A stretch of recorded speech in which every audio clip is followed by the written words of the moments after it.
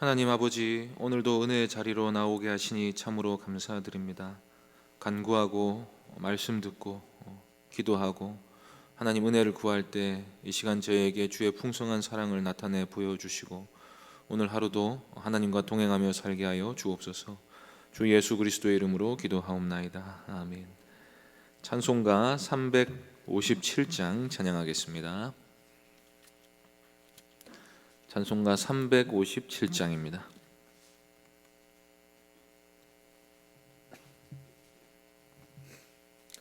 357장 함께 찬송하겠습니다. 주 믿는 사람 일어나 다 힘을 합하여 이 세상 모든 마귀를 다 쳐서 멸하세. 저 앞에 오는 적군을 다 싸워 이겨라. 주 예수 믿는 힘으로 온 세상 이기네. 믿음이 이기네. 믿음이 이기네. 주 예수를 믿음이 온 세상 이기네. 온 인류 마귀 괴휼로 큰 죄에 빠지니 진리로 띠를 띠고서 늘 기도드리세. 참 믿고 의지하면서 겁없이 나갈 때 주 예수 믿는 힘으로 온 세상 이기네. 믿음이 이기네. 믿음이 이기네. 주 예수를 믿음이 온 세상 이기네. 끝까지 이긴 자에게 흰 옷을 입히고 또 영생 복을 주시니 참 기쁜 일일세. 이 어두운 세상 지나서 저 천성 가도록 주 예수 믿는 힘으로 온 세상 이기네. 믿음이 이기네. 믿음이 이기네. 주 예수를 믿음이 온 세상 이기네. 하나님 말씀은 스가랴 12장 1절부터 9절입니다. 스가랴 12장 1절부터 9절 말씀입니다. 스가랴 12장 1절부터 9절까지 말씀 한 절씩 교독하겠습니다. 이스라엘에 관한 여호와의 경고의 말씀이라. 여호와 곧 하늘을 펴시며 땅의 터를 세우시며 사람 안에 심령을 지으시니가 이르시되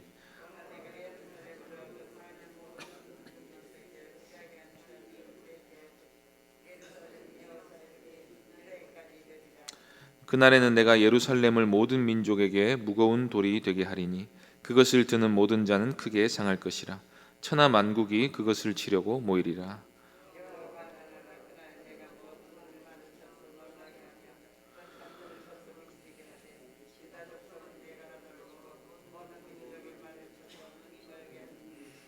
유다의 우두머리들이 마음속에 이르기를 예루살렘 주민이 그들의 하나님 만군의 여호와로 말미암아 힘을 얻었다 할지라.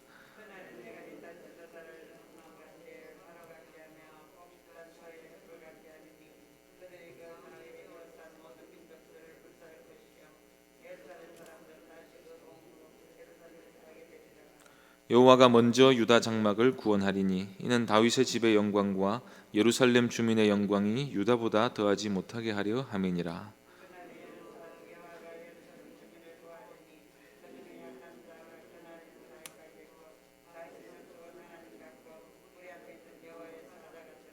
함께 읽겠습니다. 예루살렘을 치러 오는 이방 나라들을 그날에 내가 멸하기를 힘쓰리라. 아멘. 이 시간 승리를 주시는 하나님이라는 제목으로 말씀 전하겠습니다. 스가랴가 예언할 당시에 이 하나님 나라는 온 세계에서 이스라엘밖에 없었습니다.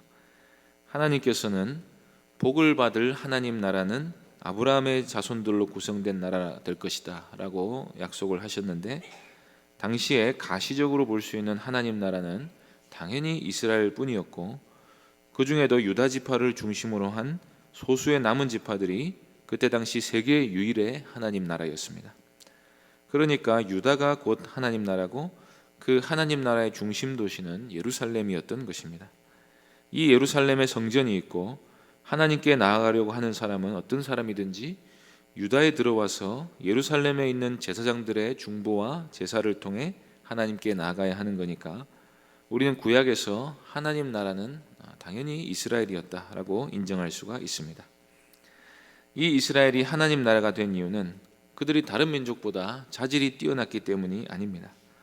신명기 7장 7절에서 모세는 여호와께서 너희를 기뻐하시고 너희를 택하심은 너희가 다른 민족보다 수요가 많기 때문이 아니니라. 너희는 오히려 모든 민족 중에서 가장 적으니라 하고 말하면서, 하나님이 이스라엘을 택하시고 애굽에서 건져내신 이유는 단지 너희를 사랑하시기 때문이라고 말했습니다. 민족의 규모만 부족한 게 아니라 이스라엘은 하나님께 순종하는 데도 실패한 민족이었습니다. 그럼에도 불구하고 하나님이 그들을 끝까지 보존하시고 약속의 땅을 선물로 주신 이유는 하나님의 사랑과 신실하심 때문이라고 말할 수밖에 없습니다. 그렇지만 이스라엘이라는 이 하나님 나라가 완전한 하나님 나라라고 볼 수는 없었습니다. 왜냐하면 그 나라의 구성원들이 모두가 다 참 하나님의 백성들이 아니었기 때문입니다. 그렇기 때문에 이스라엘 자손으로 태어났다 할지라도 신앙이 없는 자들은 모두 다 심판을 받았습니다. 그래서 현재는 유다라는 소수의 남은 자만이 하나님 나라로서의 명맥을 유지하고 있었던 것이고, 이제 서서히 진정한 하나님 나라의 백성, 구원받고 복받을 참 아브라함의 자손들이란 하나님께 대한 참된 신앙이 있는 소수의 남은 자들로만 구성된다 하는 사상이 나타나기 시작한 것입니다. 그래서 결론적으로 이제 누가 진짜 아브라함의 자손이냐, 누가 진짜 이스라엘이냐 하는 문제에 관해서 세례 요한 같은 경우는 유대인으로 태어났다 할지라도 회개에 합당한 열매를 맺지 못하면 아브라함의 자손이라고 말하지 말라고 한 것이고, 사도 바울은 로마서 9장에서 이스라엘이 다 이스라엘이 아니고 아브라함의 영적인 자손, 즉 약속으로 말미암은 사람들, 온 세상 가운데 믿음으로 말미암은 사람들만이 진정한 아브라함의 자손이라고 말하고 있는 것입니다. 스가랴서는 크게 두 부분으로 나눌 수 있는데, 1장에서 8장까지는 스가랴가 환상들을 보면서 현재 예루살렘에 성전이 세워질 것이고 그 성전을 통해 하나님이 영광 받으시고 유다가 영광스럽게 될 것이다 하는 비전을 보여주면서 귀한 공동체를 위로하고 격려하는 부분입니다. 그리고 뒷부분은 9장에서 14장까지인데, 이 최후의 이 하나님 나라가, 현재 유다로 보여지고 있는 이 하나님 나라가 메시아를 통해 어떻게 완성되어질지를 보여주면서 우리의 궁극적인 소망을 어디에 두어야 될지를 보여주고 있습니다. 그래서 현재를 이 유다 백성들이 그 소망의 정초에서 믿음으로 살아갈 것을 보여주고 있는 말씀입니다. 그런데 아시다시피 이 하나님 나라는 예수 그리스도께서 오심으로 이미 시작이 되었습니다. 그리스도가 공생애를 시작하면서 드디어 메시아가 등장하신 것이니 그 메시아로 말미암은 하나님 나라가 이미 시작이 된 것이고, 그 하나님 나라 백성들은 오순절 성령이 오심으로 본격적으로 나타나기 시작한 것입니다. 이 하나님 나라 백성이 되는 은혜는 먼저는 유대인들에게 주어졌지만 곧바로 이방인들에게로 확장되면서 온 세계에 흩어져 있는 택자들 모두가 이 참 이스라엘의 구성원들이라는 사실이 분명히 확인이 되었습니다. 그래서 우리는 스가랴서 후반부에 나타나 있는 유다의 최후의 운명에 대한 예언을 교회의 운명으로 바꾸어 말할 수가 있습니다. 이 이스라엘 혹은 유다나 예루살렘이라고 표현된 대상들을 교회로 치환해 볼 수 있다는 것입니다. 그리고 메시아로 말미암은 구원이나 심판은 이미 나타나기 시작해서 종말로 향해 가고 있다고 우리가 이해할 수 있을 것입니다. 그래서 12장 1절에서 하나님은 자신이 단지 가나안 지역에 갇혀 있는 유대인만의 신이 아니라 온 우주의 창조주로 자신을 소개하고 계십니다. 1절 말씀을 보시겠습니다. 이스라엘에 관한 여호와의 경고의 말씀이라. 여호와 곧 하늘을 펴시며 땅의 터를 세우시며 사람 안에 심령을 지으시니가 이르시되. 이스라엘을 향한 경고의 말씀이지만 하나님은 자신을 만물의 창조주로 계시하고 계십니다. 그리고 특별히 이 세상 모든 사람을 지으신 분으로 자신을 강조하고 계십니다. 사람 안에 심령을 지으셨다. 이 표현은 하나님이 모든 사람의 주가 되시고 세상 모든 사람에게 하나님의 살아계심을 알리시는 분이심을 보여줍니다. 이 온 세상의 주가 되시는 하나님께서 예루살렘과 유다를 보호하십니다. 뒤이어 나오는 2절부터 9절까지는 하나님이 유다와 예루살렘을 대적들의 공격으로부터 보호하시고 자기 백성들을 공격하는 모든 이방 나라들을 심판하실 것이다 라는 말씀을 하는 부분입니다. 사탄의 군대가 하나님 나라 백성을 죽이려고 군대를 모아 달려들 것입니다. 그러나 애굽의 바로왕을 완악하게 하신 하나님께서 이 악한 군대를 완악하게 하셔서 예루살렘을 공격하도록 그대로 놓아두실 것입니다. 하지만 대적들은 결코 승리를 거두지 못합니다. 예루살렘을 마시려는 자들은 취하게 될 것입니다. 예루살렘을 들려고 하는 자들은 예루살렘이 무거운 돌이 되어서 그들을 크게 상하게 할 것입니다. 왜냐하면 하나님께서 자기 백성을 공격하는 자들을 결코 가만두고 보지 않을 것이기 때문입니다. 그래서 4절에 보시면 하나님께서 유다 족속은 돌보시고 유다를 공격하는 모든 민족의 말을 쳐서 눈이 멀게 할 거라고 말씀하고 계십니다. 그러나 이 승리는 하나님 단독으로 거두시지 않고 하나님의 백성들도 함께 그 승리의 기쁨을 누리게 됩니다. 5절과 6절에 보시면 유다의 지도자들은 하나님으로 인해 힘을 얻어서 그들이 자신을 공격하는 민족을 불사르게 될 거라고 말씀하고 있습니다. 그래서 예루살렘은 이 악한 사탄의 군대의 공격을 이겨내고 전쟁에서 승리하게 됩니다. 다윗이 하나님을 의지하여 전쟁에 나갔을 때 하나님이 도와주셔서 승리를 거두었던 것처럼 하나님 나라 백성들은 자신들도 흘린 피와 땀이 있는 승리를 얻게 될 것입니다. 주목할 만한 점은 예루살렘과 유다가 구분되고 있다는 것입니다. 본문 2절에 보면 예루살렘이 에워싸일 때 유다에까지 이른다라고 되어 있는데 아무래도 적국이 공격을 하게 되면 당연히 수도를 치게 될 테니까 수도를 먼저 에워싸고 그 악한 군대가 유다 곳곳에도 미칠 것이라고 말하는 것으로 보입니다. 예수님께서도 사도행전 1장 8절에서 예루살렘과 유다와 사마리아와 땅끝까지라고 하시면서 예루살렘과 유다를 구분하고 계신 것을 볼 수가 있습니다. 이것은 아마도 당시에 예루살렘과 유다 사이에 어떤 차별이 생기고 있었던 것 같은데 고대 사회에서는 어떤 도시의 시민이라는 데 신분과 특권을 부여한 경우가 많았습니다. 그래서 예루살렘 주민과 유다 거민들 사이에 차별이 생기고 이것은 곧바로 지역 감정이나 은근한 갈등으로 이어졌을 것이다 라고 학자들이 생각을 합니다. 심지어 예수님 시대의 유다 사람들은 갈릴리 출신들을 무시하기까지 했습니다. 그리고 사마리아 사람들은 아예 사람 취급을 하지 않았습니다. 그런데 놀라운 점은 비록 복음이 예루살렘으로부터 출발하긴 했지만 하나님이 예루살렘보다 유다를 먼저 구원하신다는 것입니다. 7절을 보시겠습니다. 여호와가 먼저 유다 장막을 구원하리니 이는 다윗의 집의 영광과 예루살렘 주민의 영광이 유다보다 더하지 못하게 하려 함이니라. 어쩌면 우리는 이 구분을 유대인과 이방인의 구분으로 볼 수도 있을 것입니다. 유다 사람들도 물론 유대인이긴 하지만 유대로부터 땅끝까지라는 관점으로 확장해 보면, 그리고 이 하나님 나라 백성들의 구성원이 온 세상 택자들이라는 관점에서 보면 하나님이 이방인들을 먼저 복음으로 부르신다고 볼 수가 있는 것입니다.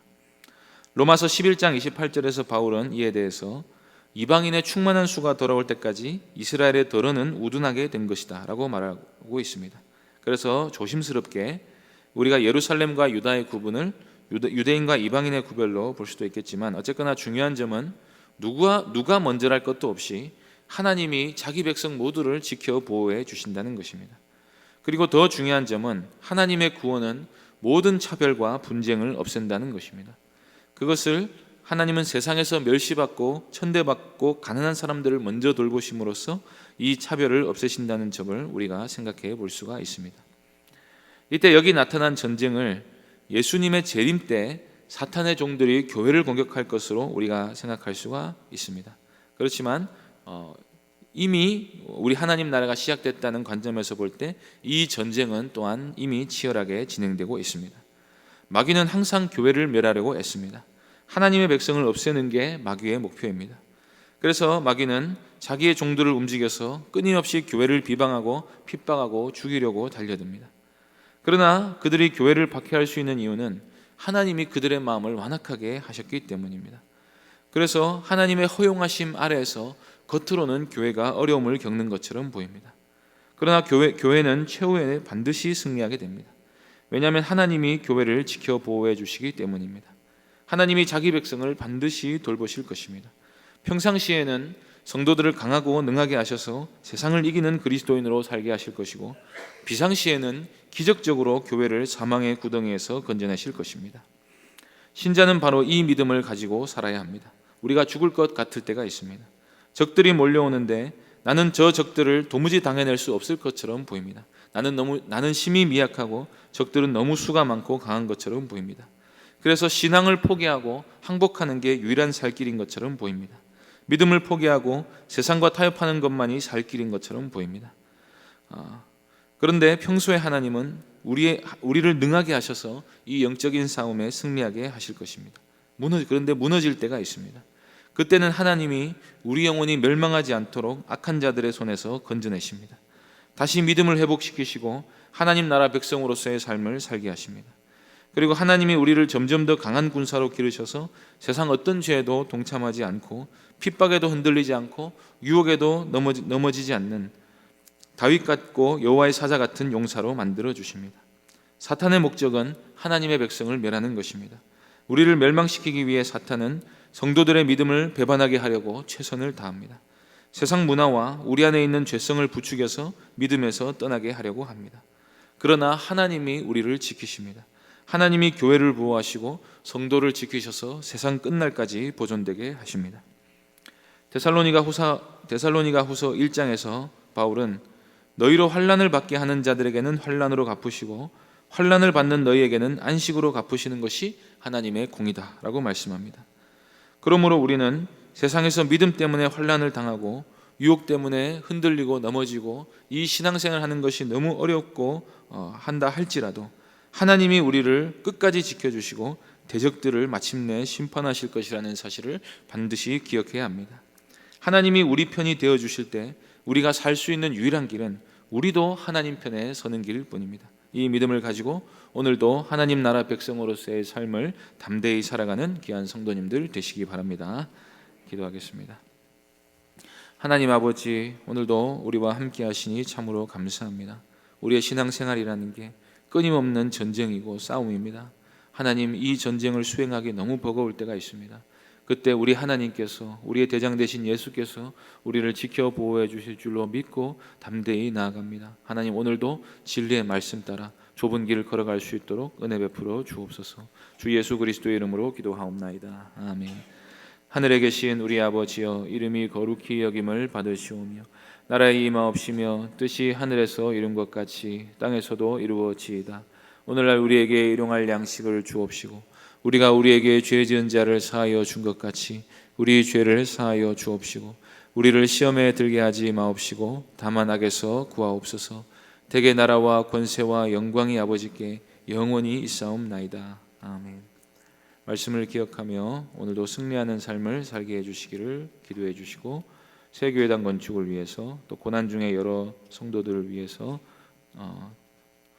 또 교회 여러 사역들 위해서 기도해 주시고 개인적으로 기도하시기 바랍니다.